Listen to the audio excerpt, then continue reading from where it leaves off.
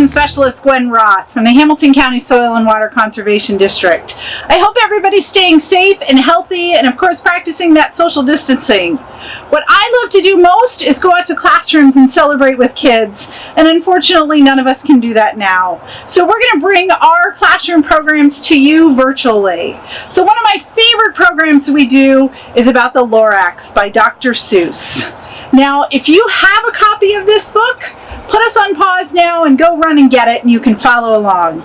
If you don't have a copy, once the stores and the libraries open, you can go buy one or you can go borrow one. This is one of the best books ever written about conservation and different types of issues about how we can help protect our environment, and it's such a fabulous opportunity for me to be able to share that with you today.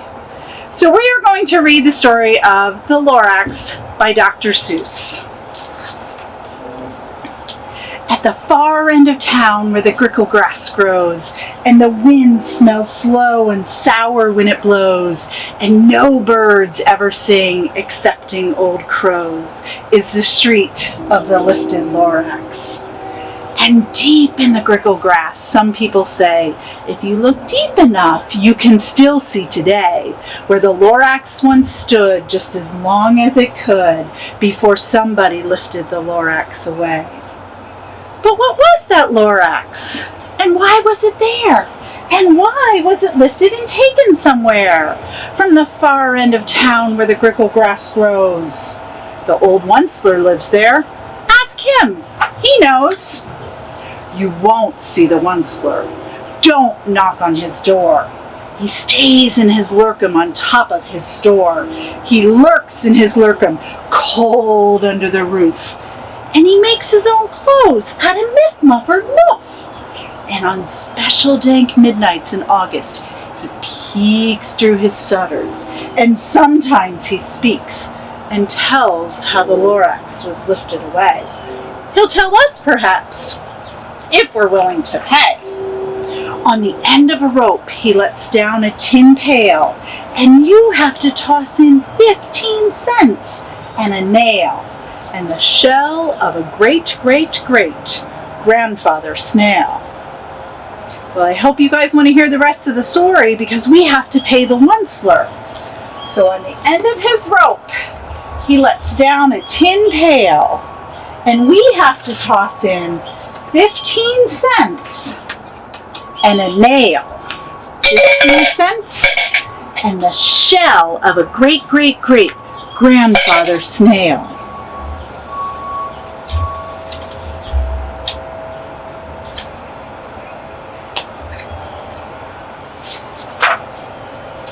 Then he pulls up his pail and makes the most careful count to see if we've paid him the proper amount.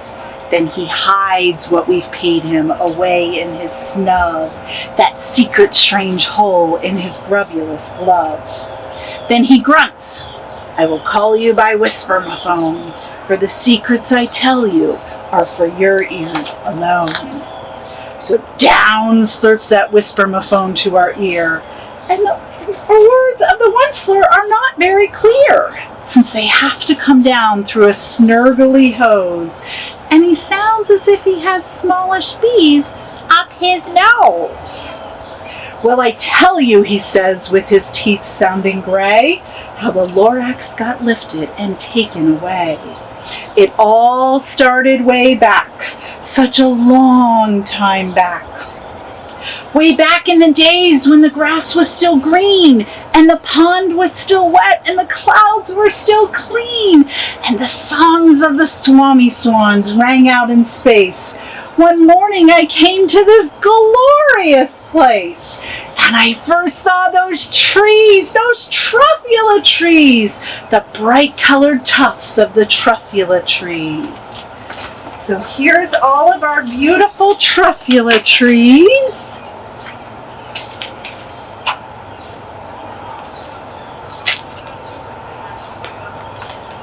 And those beautiful swami swans flying high up in the sky.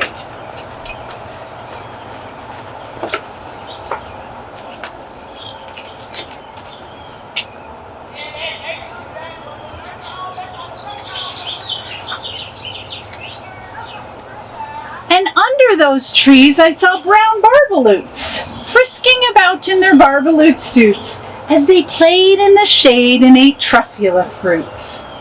And from the ripulous pond came the comfortable sound of the humming fish humming while splashing around. So first, all of our beautiful barbaloots hanging out with all those fabulous truffula trees.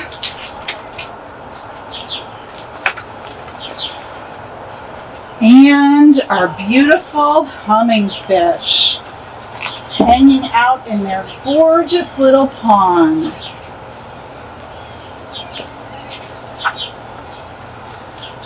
But those trees, those truffula trees. All my life I'd been searching for trees such as these. The touch of their tufts was much softer than silk, and they had the sweet smell of fresh butterfly milk. I felt a great leaping of joy in my heart. I knew just what I'd do. I unloaded my cart. And in no time at all, I had built a small shop. And then I chopped down one truffula tree with a chop. And with great skillful skill and with great speedy speed, I took that soft tuft and I knitted a thneed. So first things first, I built myself a small shop. And then I chopped down one truffula tree with a chop. And then I took that soft tuft and I knitted a thneed.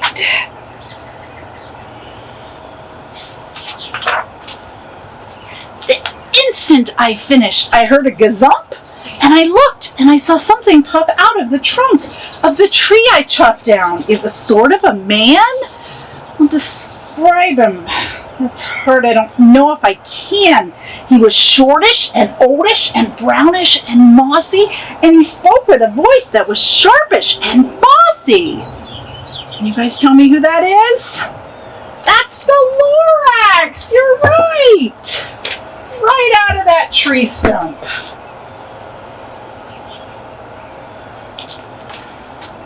Mister, he said with a sawdusty sneeze, I am the Lorax and I speak for the trees. I speak for the trees have no tongues. And I'm asking you, sir, at the top of my lungs. He was very upset as he shouted and puffed, What's that thing you've made with my truffula tuft? Look, Lorax, I said, there's no cause for alarm. I chopped just one tree. I'm doing no harm. I'm being quite useful. This thing is a thneed, and a thneed is a fine something that all people need. It's a shirt, it's a sock, it's a glove, it's a hat, but it has other uses far beyond that.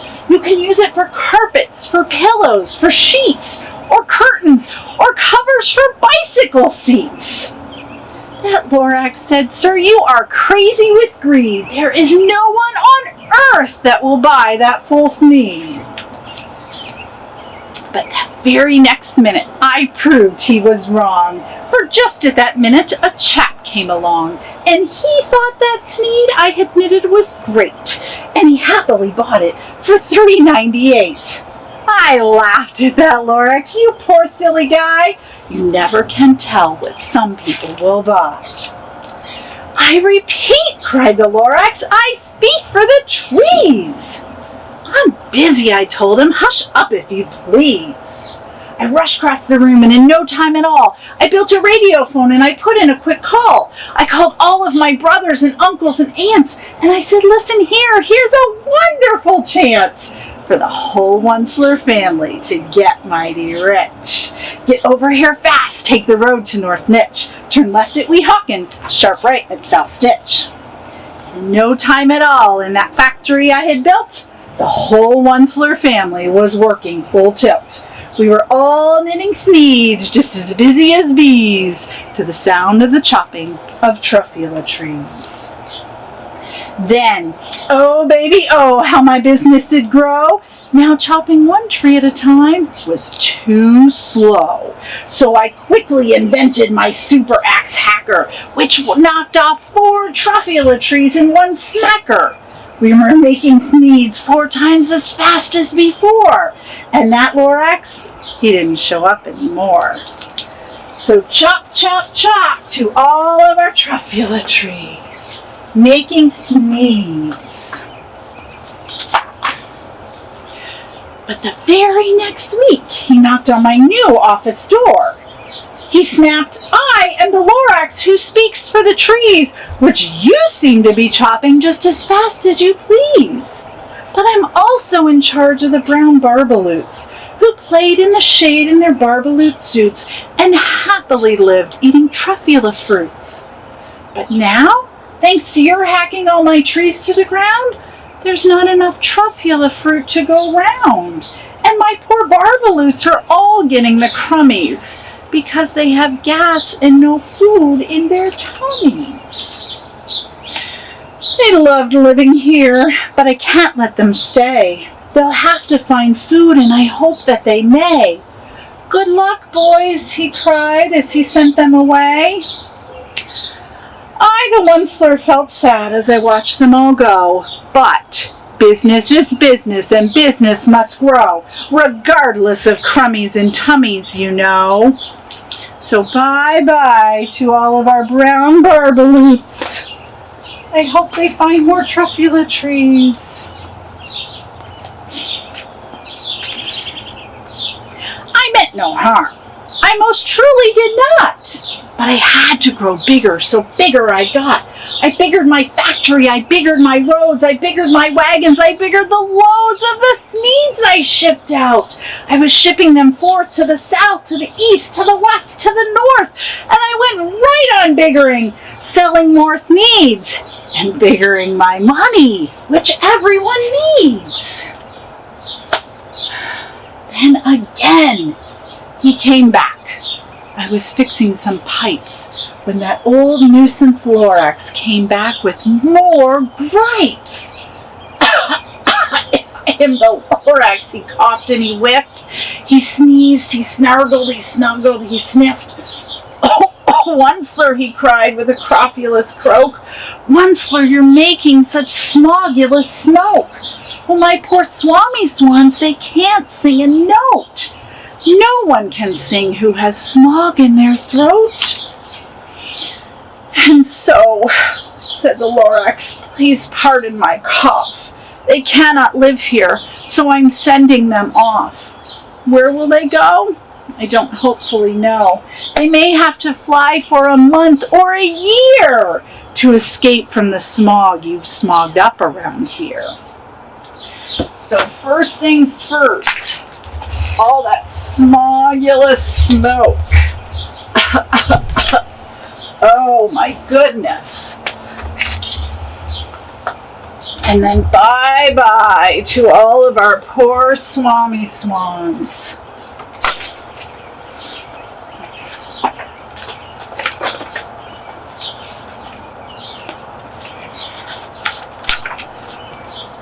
What's more, he snapped, his dander was up. Let me say a few words about that glubbity-glup.